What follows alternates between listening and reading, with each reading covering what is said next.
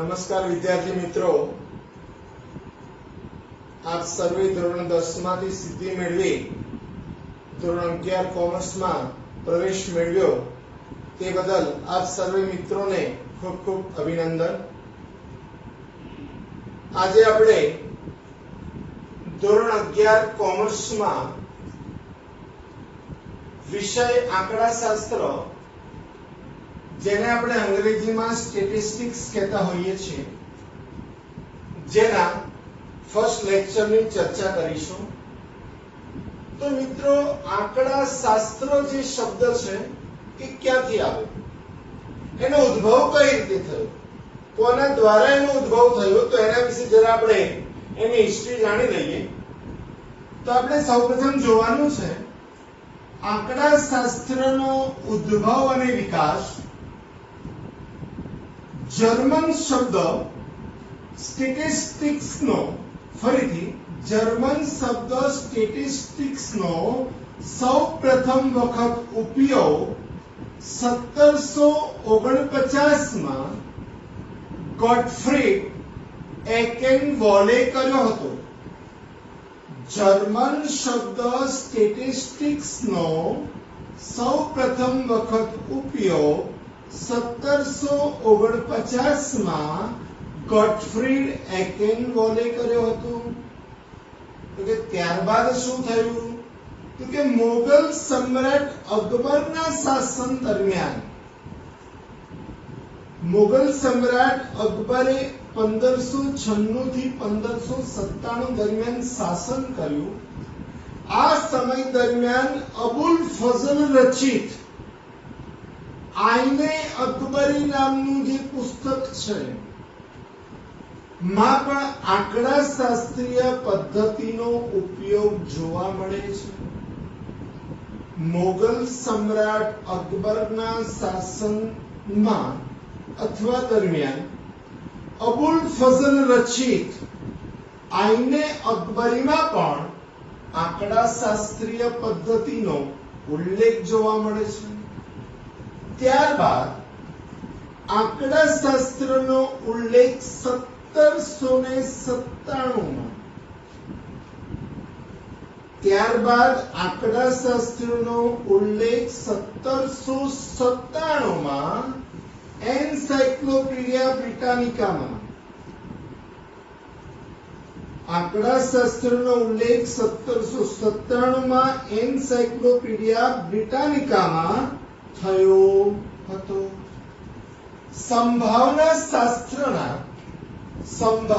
शास्त्रना प्रारंभिक परिणामो 17મી અને 18મી સદીઓમાં શોધાયા હતા, જેના બે મહારથીઓ લાપ્લાસ અને ગોસ હતા।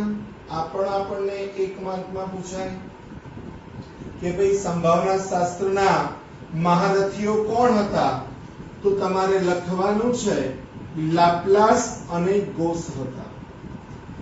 गणितीय आंकड़ाशास्त्रना रचयिता कार्ल पियर्सन हता। आपणे कार्ल पियर्सन ना घणा बधा सूत्रोनो आपणे अभ्यास करवानो छे, घणी बधी माहितीनो आपणे अभ्यास करवानो छे।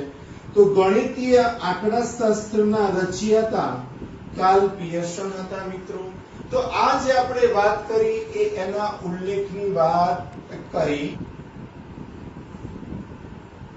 હવે આપણે એ જોવાનું છે કે ભારતની અંદર આંકડાશાસ્ત્રનો વિકાસ કઈ રીતે। તો ભારતમાં આંકડાશાસ્ત્રનો વિકાસ, તો ભારતના જાણીતા આંકડાશાસ્ત્રી, ફરીથી ભારતના જાણીતા આંકડાશાસ્ત્રી पीसी महालनोबिस द्वारा भारतना जाણીता आंकड़ाशास्त्री पीसी महालनोबिस द्वारा भारतीय आंकड़ाशास्त्रीय संस्था भारतीय आंकड़ाशास्त्रीय संस्थानी स्थापना ईस्वीसन 1931 में कोलकाता खाते થયેલ હતી અથવા તો કરવામાં આવી હતી, જેને સ્થાપનામાં સૌથી અગત્યનો ફાળો આપનાર પીસી મહાલનોબિસ હતા. ભારતીય આંકડાશાસ્ત્ર સંસ્થા એ સંસ્થાનું જ નામ છે જેને આપણે ઇન્ડિયન સ્ટેટિસ્ટિક્સ ઇન્સ્ટિટ્યૂટ કહેતા હોઈએ છીએ, જેની સ્થાપના ઈસવીસન 1931 માં કોલકાતા ખાતે કરવામાં આવી.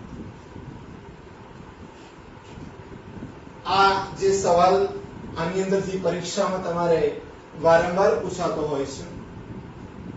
ઈસવીસન 1941 માં કોલકાતા યુનિવર્સિટી માં સૌપ્રથમ અનુસ્નાતક કક્ષાએ આંકડાશાસ્ત્ર વિષયની શરૂઆત કરી. ભારતીય ખેતી વિષયક આંકડાશાસ્ત્ર, ભારતીય ખેતી વિષયક આંકડાશાસ્ત્ર સંશોધન સંસ્થા, જેને આપણે ટૂંકમાં IASRI કહેતા હોઈએ છીએ, નું પણ ભારતમાં આંકડાશાસ્ત્રના વિકાસમાં ખૂબ જ યોગદાન છે, જેનું પૂરું નામ છે Indian Agricultural Statistics Research Institute. કોક વાર એક માર્કમાં પૂછાય તો ધ્યાન રાખવાનું છે મિત્રો. સારું, આપણે એનો પહેલા આંકડાશાસ્ત્રનો ઉદ્ભવ અને વિકાસની વાત કરી, ત્યારબાદ આપણે વાત કરી ભારતમાં આંકડાશાસ્ત્રનો વિકાસ અને ઉદ્ભવ કઈ રીતે થઈ શકે. હવે આપણે નેક્સ્ટ જે મુદ્દો જોવાનો છે એ આપણો મુદ્દો છે કોક્સ્ટન અને કાઉન્ટર ના મતે આંકડાશાસ્ત્રની વ્યાખ્યા આપણને આપવામાં આવી છે કે ભાઈ આંકડાશાસ્ત્ર એટલે શું. આ વ્યાખ્યા તમારે પ્રથમ પરીક્ષામાં, બીજીમાં, ત્રીજીમાં ગમે ત્યારે પૂછાવાની શક્યતા પૂરેપૂરી કે ભાઈ આંકડાશાસ્ત્ર એટલે શું. તમને કોઈ પૂછે કે આંકડાશાસ્ત્ર એટલે શું, તેના જુદી જુદી ઘણી બધી વ્યાખ્યા કહી શકાય, પણ કોક્સ્ટન અને કાઉન્ટન દ્વારા જે આંકડાશાસ્ત્રની આપણને વ્યાખ્યા આપવામાં આવી છે એ આપણે ખાસ સમજવાની છે. એ લોકો એવું કહે છે કે આંકડાશાસ્ત્ર એ વિજ્ઞાન છે. આંકડાશાસ્ત્ર એ વિજ્ઞાન છે જે આંકડાકીય માહિતીનું એકત્રીકરણ, પૃથ્થકરણ અને અર્થઘટન કરે છે. આંકડાશાસ્ત્ર એ વિજ્ઞાન છે જે આંકડાકીય માહિતી જે હોય એને પહેલા એકત્રિત કરે છે, મતલબ એકત્રીકરણ કરવું, પછી એને જુદું કરવું એટલે એને કહેવાય પૃથ્થકરણ, અને એના પરથી જે જુદા જુદા નિર્ણયો લેવા, જે તારણો મેળવવા તેને કહેવાય અર્થઘટન. તો આંકડાશાસ્ત્ર એ વિજ્ઞાન છે જે આંકડાકીય માહિતીનું એકત્રીકરણ, પૃથ્થકરણ અને અર્થઘટન કરે છે. તમારે આ ત્રણ શબ્દ યાદ રાખવાના છે: એકત્રીકરણ, પૃથ્થકરણ અને અર્થઘટન.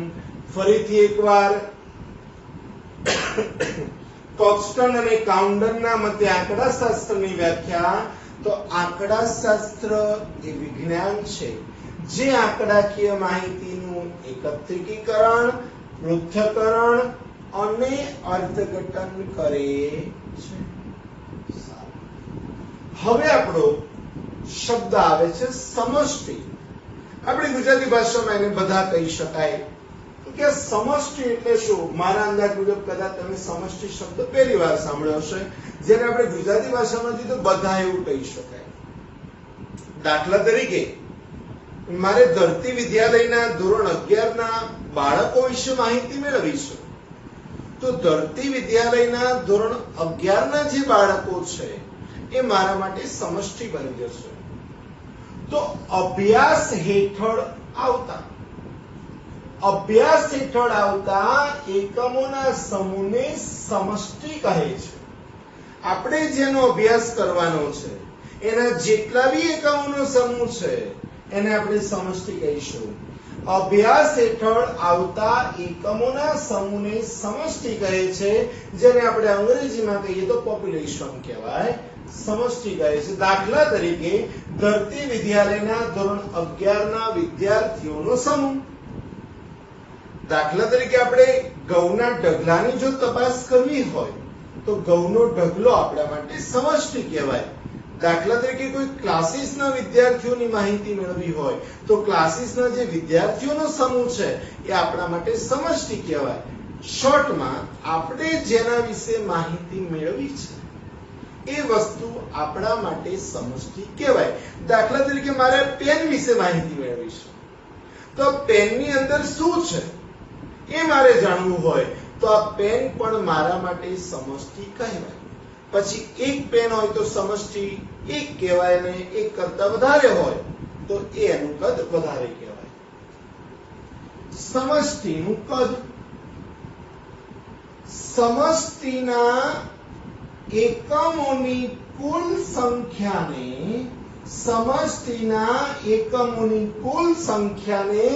સમષ્ટિનું કદ કહે છે મિત્રો. તેને સંકેતમાં કેપિટલ એન વડે, સ્મોલ નહીં. સમષ્ટિને કેપિટલ એન આવશે અને નિદર્શ જ્યારે આવશે ત્યારે સ્મોલ આવશે. એ આવશે ત્યારે ચર્ચા કરીશું. તો સમષ્ટિના એકમોની કુલ સંખ્યાને સમષ્ટિનું કદ કહે છે. તેને સંકેતમાં n વડે દર્શાવવામાં આવે છે. દાખલા તરીકે ધરતી વિદ્યાલયની અંદર ધોરણ 11 માં કુલ 60 વિદ્યાર્થીઓ હોય તો સમષ્ટિનું કદ 60 કહેવાય.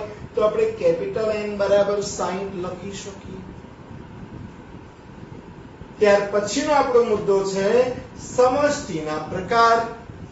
સમષ્ટિના આપણે અત્યારે બે પ્રકારો જોવાના છે. એક શાંત સમષ્ટિ અને બીજી અનંત સમષ્ટિ. તો કે શાંત સમષ્ટિ એટલે શું?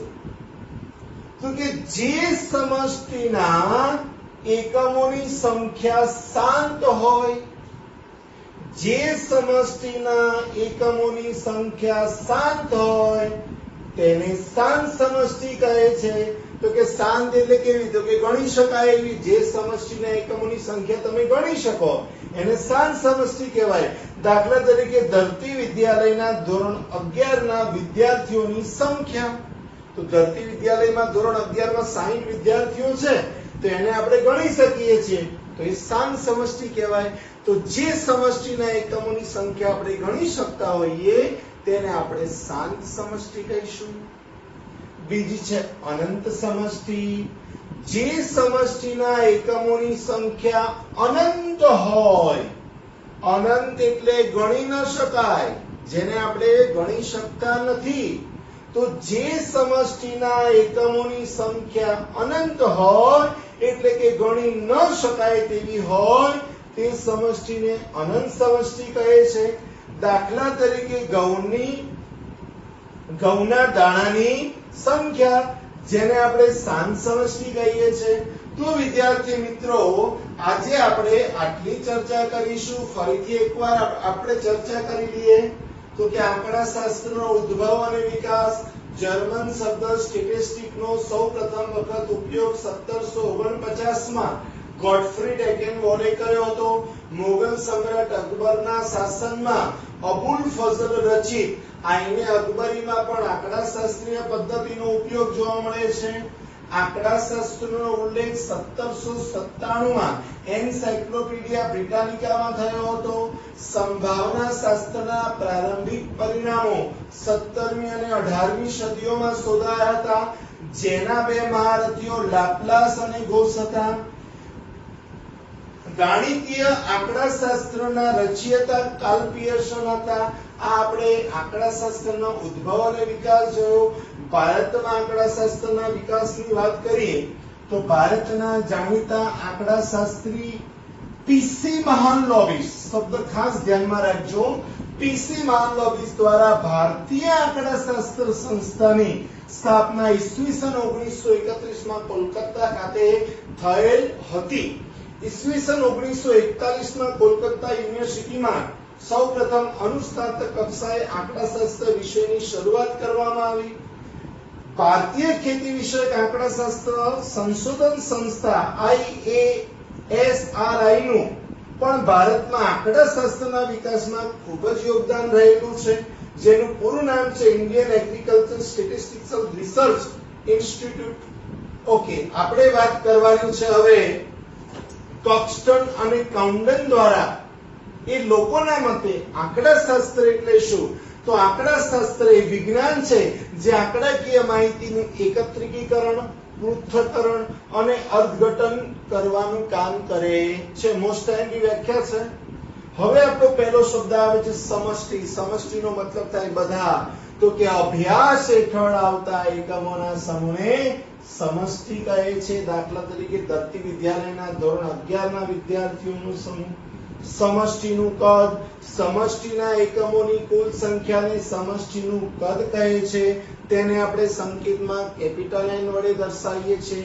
દાખલા તરીકે દત્તી વિદ્યાલયમાં ધોરણ 11 ના 60 વિદ્યાર્થીઓ હોય તો કેપિટલ N બરાબર 60 કહેવાય. સમષ્ટિના પ્રકારની વાત કરીએ તો 11 માં આપણે સમષ્ટિના બે પ્રકારોની ચર્ચા કરવાની છે, શાંત સમષ્ટિ અને અનંત સમષ્ટિ. તો કે શાંત સમષ્ટિ એટલે શું? તો જે સમષ્ટિના એકમોની સંખ્યા શાંત હોય, શાંત મતલબ કે ગણી શકાય તેવી, તે સમષ્ટિને આપણે શાંત સમષ્ટિ કહીએ છીએ. દાખલા તરીકે ધરતી વિદ્યાલયના ધોરણ 11 માં 60 વિદ્યાર્થી હતા તો કેપિટલ N બરાબર કેટલા કહીશું? આપણે 60 કહીશું. તો એ શાંત સમષ્ટિ છે. પરંતુ બીજી છે અનંત સમષ્ટિ. તો જે સમષ્ટિના એકમોની સંખ્યા અનંત હોય, મતલબ કે ગણી શકાય તેમ ન હોય, તે સમષ્ટિને આપણે અનંત સમષ્ટિ કહીએ છીએ.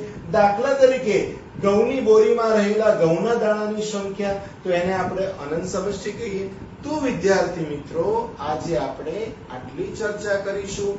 બાકીની ચર્ચા આપણે નેક્સ્ટ લેક્ચરમાં કરીશું. ઓકે.